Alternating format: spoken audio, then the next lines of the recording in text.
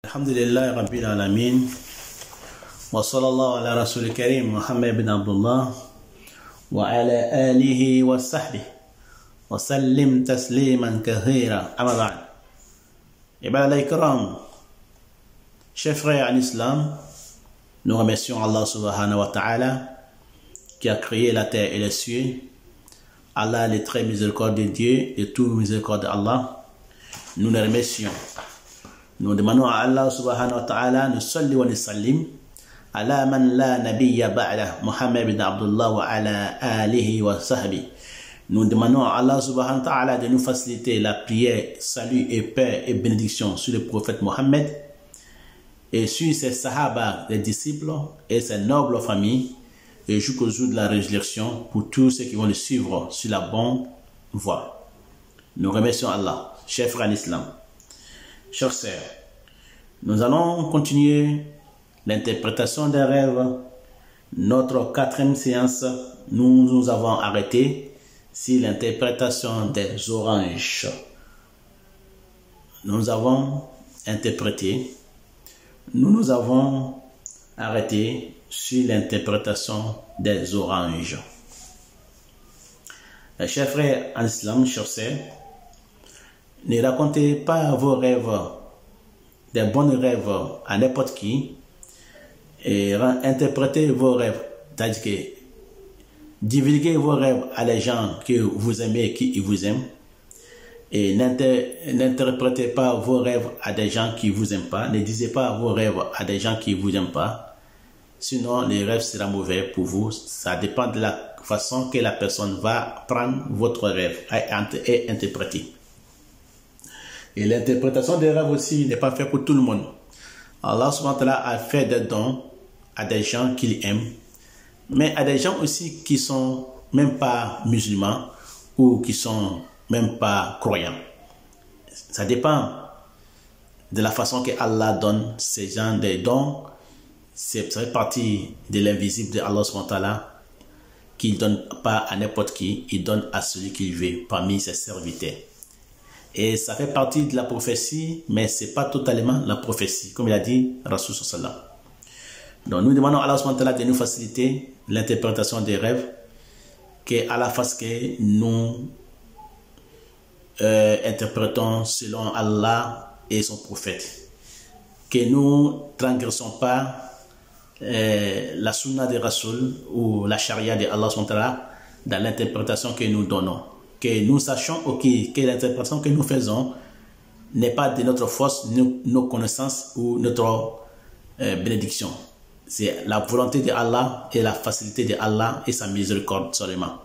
Donc nous demandons toute erreur que nous allons faire vient de nous, mais ça ne vient pas de Allah ni son prophète. Et les erreurs que nous allons faire, qu'à la face que ça soit bon, qu'à la face ce soit bonheur pour nous et pour vous. Parce que l'être humain, il n'est pas toujours juste. L'être humain aussi n'est pas toujours correct. C'est Allah subhanahu wa ta'ala qui est correct, ainsi que ses prophètes et ses messagers. Donc, chers frères en islam, chers sœurs, nous allons passer aujourd'hui à l'interprétation des rêves du bateau. Donc, aujourd'hui, nous avons quelques images aussi à vous interpréter, Inch'Allah, selon hadith, Coran et selon la sunna de Rasul sallallahu alayhi wa sallam, et selon la capacité d'interprétation que Allah nous a donnée. Donc nous allons vous parler aujourd'hui, après avoir s'arrêté sur l'orange, nous allons parler aujourd'hui de cinquième séance d'interprétation des rêves. Nous allons parler du bateau, de la piscine, du pastèque et la vache enchaînée qu'on trait. Vache enchaînée qu'on trait. Et promenade. Donc nous allons parler de ces images. Image numéro 1, bateau. Numéro 2, piscine. 3, pastèque. La vache, 4. La vache enchaînée, 4. Et promenade, 5. Donc nous avons 5 images aujourd'hui à vous interpréter dans la 5e séance d'interprétation des rêves. Allahumma jal khaira. Donc celui qui rêve du mauvais, il se lève, il postule 3 fois à sa gauche et il demande la protection de Allah contre les Satan lapidé et il n'interprète il ne dit à personne. Et si c'est un bon rêve aussi, il peut faire des raka'a et réciter Kul Wallahu Ahad Allahu Samad, ou bien la Fatiha seulement, ou bien Kul A'udhu Billahi Falaq bin Nas, ou bien la Fatiha seulement s'il veut. Et puis après, il peut donner sadakat s'il veut. Je dis, si tu peux donner sadakat à quelqu'un pour les bons rêves que Allah subhanahu wa ta'ala t'a donné, tu peux le faire. Mais on n'interprète pas les rêves à chaque rêve pour dire il faut donner sadakat à chaque rêve qu'on fait. Ça, c'est pas la sunna de Rasulullah. Rasul sallallahu nous a dit on n'a qu'à donner la sadakat à Allah, même si c'était une tranche de tamr. La tamr, la date, même si c'est une tranche de date, on peut donner comme sadakat à quelqu'un pour que Allah résolve ton problème. Tu n'as pas besoin d'aller chez les charlatans ou chez les marabouts ou chez les féticheurs pour savoir quel sadakat il faut donner.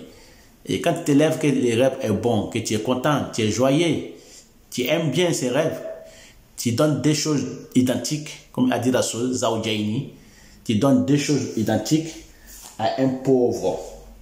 Tu donnes des choses identiques à quelqu'un que tu aimes et quelqu'un qui a besoin de ces choses-là. Donc, quand tu donnes ces trucs, Allah subhanahu wa ta'ala mettra baraka dans les rêves que tu as fait et les rêves se transformera en bon et au bonheur pour toi, chers frères et sœurs en islam. Donc, selon en islam, les musulmans sont toujours prêts à donner sadakat, même si c'est une tranche de date, même si c'est une tranche, même 1 centime d'euro ou bien 1 franc, tu donnes à quelqu'un pour que Allah subhanahu wa ta'ala met la baraka dans les rêves que tu as fait, tu peux donner des choses identiques qui n'ont rien à voir avec les gens qui vous disent il faut tuer un mouton, un bœuf, ou bien il faut immoler un chameau. Donc, je vous ai déjà parlé dans les dernières séances, les 4e interprétations des rêves, je vous ai déjà divulgué tous ces genres de pratiques. Donc, vous pouvez donner quelque chose à Allah pour que Allah mette la baraka dans les rêves que vous avez faits, les bons rêves que vous avez faits. Inch'Allah ta'ala. Ça peut être des choses identiques. Celui qui donne des choses identiques à Allah subhanahu wa ta'ala, que Allah subhanahu wa ta'ala t'appellera à la porte de Sadakat Yom al-Qiyamah. La personne sera appelée vers la porte de Sadakat Yom al-Qiyamah. Inch'Allah. Qu'Allah fasse que nous soyons parmi ceux-là. Donc, chers frères et sœurs en islam, selon l'interprétation des rêves du bateau, un bateau, c'est une monture. Ça parle d'une monture des rois. Ça parle des voitures. Ça parle des chevals. Et ça parle d'immigration. Un bateau dans les rêves parle d'une monture des rois. Ça parle des voitures. Ça parle des chevals. Ça parle aussi d'immigration. Quand tu vois que tu as vu un bateau, mais quand tu vois que tu es dans un bateau, ça parle d'immigration, ça parle d'un voyage. Ça parle aussi des salles de réunion des rois, des chefs. Salles de réunion des rois et des chefs. Et ça parle aussi des 5 prières quotidiennes du croyant. Les bateaux parlent des 5 prières quotidiennes, Fajr, Zohor, Asr, Maghrib et Isha. Ça parle de la prière. Ça parle des 5 prières quotidiennes des musulmans. Ça parle d'un voyage de gouverneur. Quand tu vois les bateaux dans l'eau, très très loin, très profond, très loin de toi, quand tu vois le bateau, ça parle du voyage du gouverneur. Ça parle des refuges du gouverneur. Ça parle de la sortie des prochains présidents du pouvoir. Ça parle aussi de l'aller très loin du prochain président qui est le président actuel dans les pays. Ça parle de son aller très loin du pays. Ça parle de son aller très loin du pays, les présidents actuels dans les pays. Et quand tu vois un bateau approcher vers le bord de la mer, ça parle de l'arrivée d'un gouverneur. Ça parle aussi de l'arrivée d'un nouveau président dans les pays. Quand ça arrive sur le cœur. Ça parle aussi de beaucoup de choses que les sages nous disent. À celui qui a manqué la prière que le bateau est parti sans lui. C'est ce que les sages nous disent. Quand la personne qui manque une prière de jama'a, qui n'arrive pas à prier en jama'a, en public, la prière du public, qui n'arrive pas à avoir, la personne est venue en retard, il a trouvé que la prière de Zuhur, Asr, Maghrib, Isha, les 5 prières, l'une des prières l'a manqué, qui n'a pas pu avoir cette prière, ça parle, les sages disent que le bateau est parti pour te laisser. Donc ça parle aussi des 5 prières quotidiennes d'un croyant. Et ça parle aussi la mer. La mer, c'est le roi. Sachez que la mer, que les bateaux vaguent dessus, la mer est toujours le roi, le chef, le président. Donc le bateau, lui, c'est le véhicule des rois, c'est le véhicule des présidents. Donc la mer est toujours le président ou le roi ou le chef de gouverner. Qu'Allah fasse soit bonne pour moi et pour vous. Donc l'interprétation du rêve de la piscine, nous parlons, Inch'Allah Ta'ala, d'une femme riche et avare au mauvais comportement. La piscine, l'interprétation de la piscine parle d'une femme riche, fortunée, mais elle est avare au mauvais comportement. Avare et au mauvais comportement. C'est-à-dire qu'elle a des mauvais comportements. Et ça parle aussi d'une femme habitée par des djinns. Quand tu vois une piscine, quand tu vois la personne, une femme qui se lave dans une piscine, c'est-à-dire qu'elle est habitée par des djinns. Elle peut voir quelqu'un qui connaît bien le ruqya pour la faire le ruqya. Ça dépend aussi de la personne qui voit, une femme ou un homme qui voit beaucoup d'eau, les ruisseaux, les rivières, les lagunes, ou la mer lui-même. La personne est toujours habitée par des djinns et les forêts aussi. Ça parle, la piscine nous parle aussi d'une femme qui a toujours plein de soucis.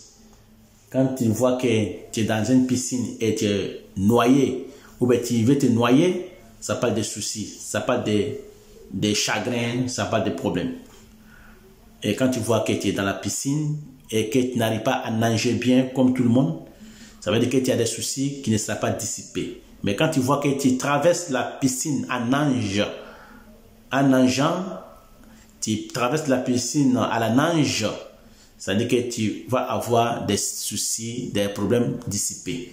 Tes problèmes seront arrangés. Si tu as un problème de papier, tu as un problème de l'argent, tu as un problème de travail, tout ça là, Allah te facilitera quand tu traverses la piscine à la nage, ou bien la mer à la nage, ou bien une fleuve à la nage, ça parle de dissipation. Mais quand tu vois quelqu'un qui est en train de nager sur son ventre, sur la terre pleine, ça parle de la mort. La personne va mourir, ou la personne sera enfermée, ou bien en tout cas il va avoir des problèmes, des gros soucis quand il nage sur la terre ferme, sans l'eau. Et ça parle aussi d'une mère ou d'un père. La piscine parle d'une mère ou d'une père, papa ou maman. Ça peut être ton père, la piscine, ou ta mère, quand tu vois dans les rêves.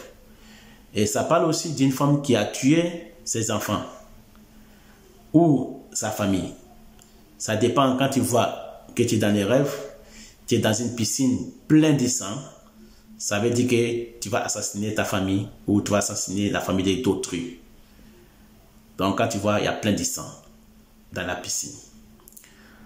Quand tu rêves aussi de la piscine, ça parle d'une courte vie. Quand tu es noyé dedans, tu n'arrives pas à nager, tu es noyé, ça parle d'une courte vie. La piscine peut parler aussi du gaspillage de l'argent, gaspillage de fortune, gaspillage de tous les biens matériels que Allah te donne. La piscine peut parler de gaspillage. Quand tu vois que la piscine coule l'eau, elle est bien remplie, mais elle coule partout, donc ça parle de gaspillage. Quand tu rêves que c'est abondant, la piscine est remplie, abondant, ça parle de gaspillage. Et quand tu vois l'eau de la piscine devient troublée, ça parle de la femme ou bien de l'homme qui est habité par les djinns. il faut qu'il se soigne. La personne, il a une maladie. Mais quand tu vois que l'eau est devenue tout jaune, ça parle de la maladie qui ne finira jamais. Et quand tu vois que l'eau est tout rouge, ça parle de beaucoup d'argent. Ça parle aussi de l'assassinat. Ça parle aussi de l'argent sale. Quand tu vois que l'eau est transformée en tout rouge comme du sang. Donc, quand tu vois que la piscine est remplie de l'eau et la couleur de l'eau est devenue tout verte, ça parle de la guidance, de la religion et de la fortune et la prospérité. Ça parle aussi, les enfants dans l'eau sont les petits ennemis. Quand tu vois la piscine pleine d'enfants dans l'eau, sont les petits ennemis des réveils. Quand les réveils voient, il y a beaucoup d'enfants dans l'eau et ils nagent, ils crient, ils font des bruits. Ça parle des ennemis. Ça parle des ennemis du réveil, mais qui n'ont pas de force, qui ne pourront pas lui faire du mal. Ça parle de ça. Donc, qu'Allah m'adjal khaira, qu'Allah fasse que ce soit bonheur pour moi et pour vous.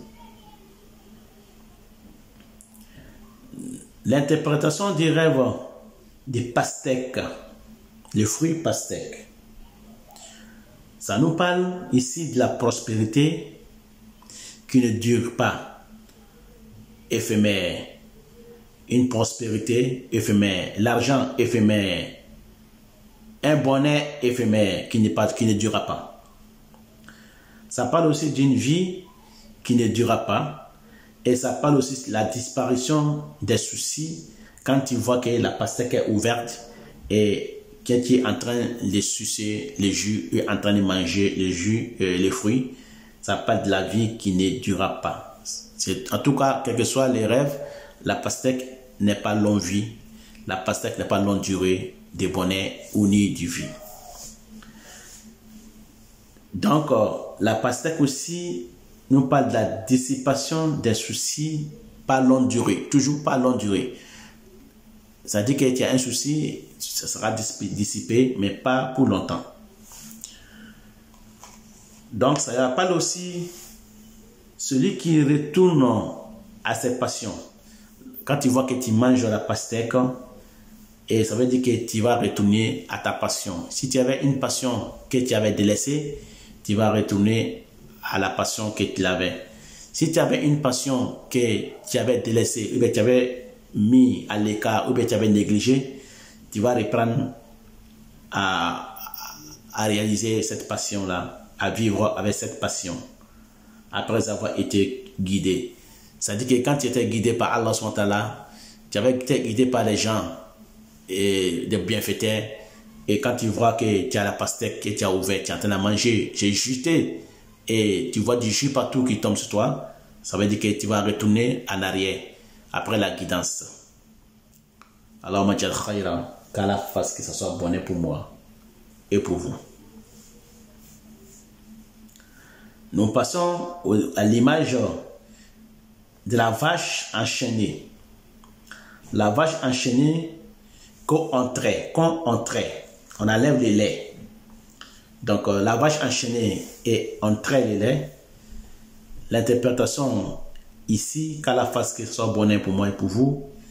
Si la vache est grasse, la vache signifie l'année pour nous toujours.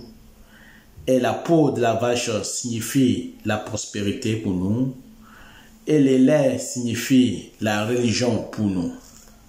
Donc, si la vache est grasse, ça parle de l'année fertile, l'année à venir fertile, l'année du réveil, prospérité et bonheur.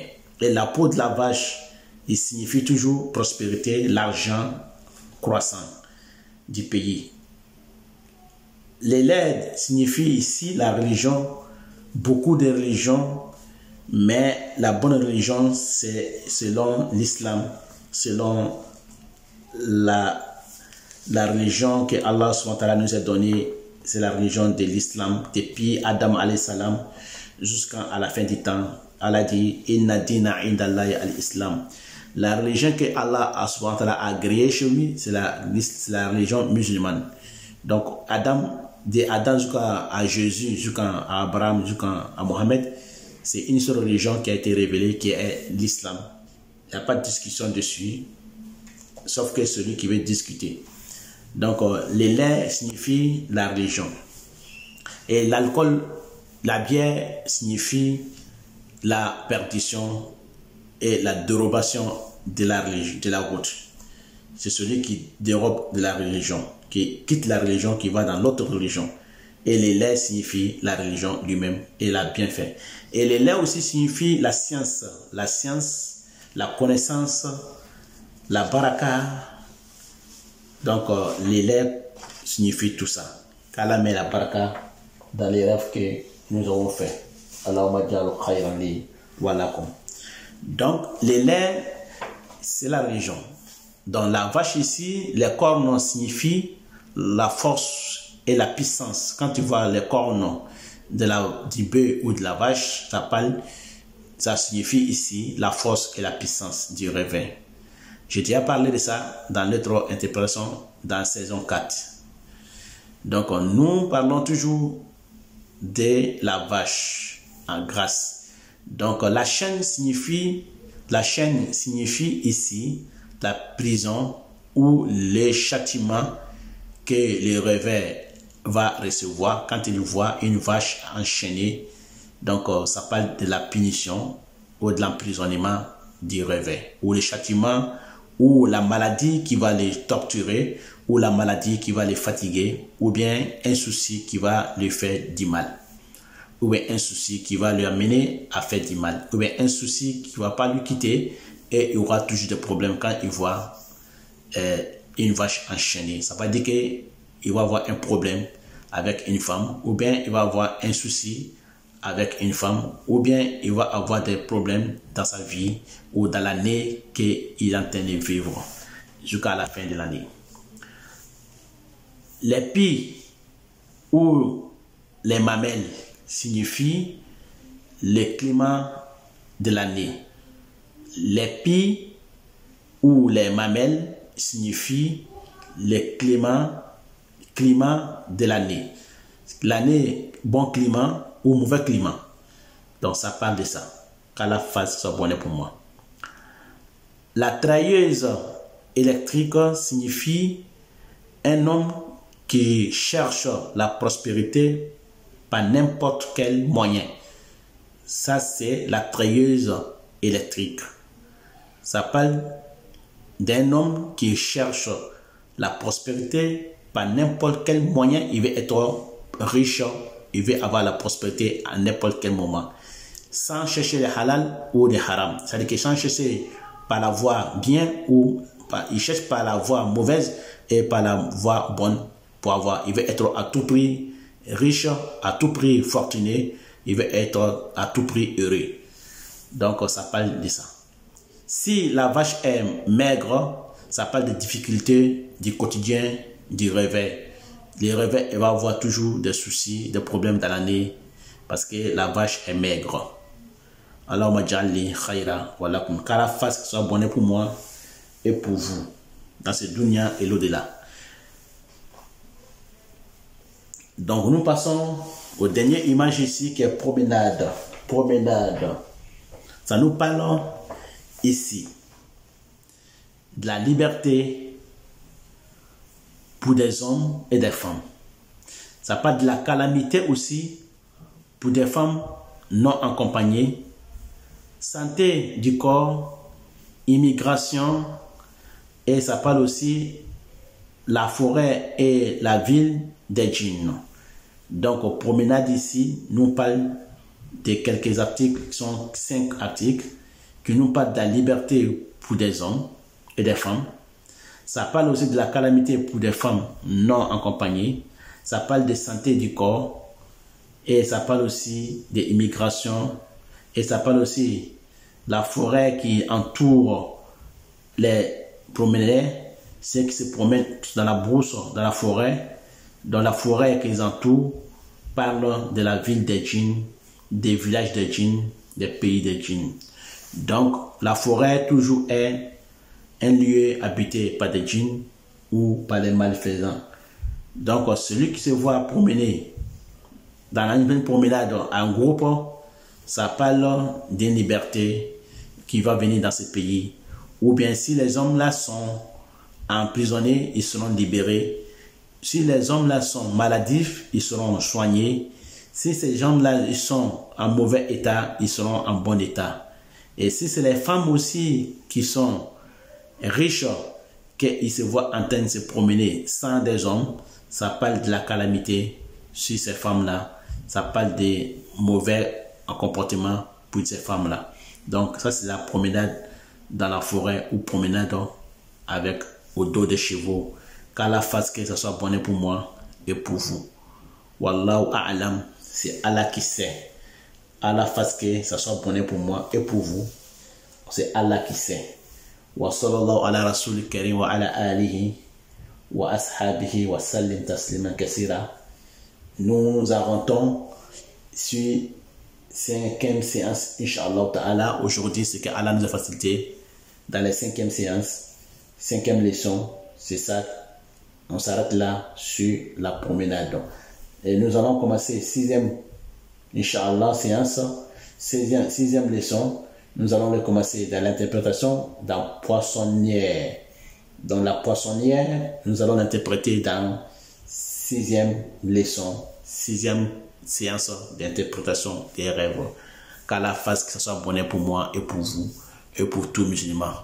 Wa sallallahu ala rasul karim wa ala alihi wa sahbihi wa sallim. C'est Allah qui sait. Assalamu alaikum wa rahmatullahi wa barakatuh.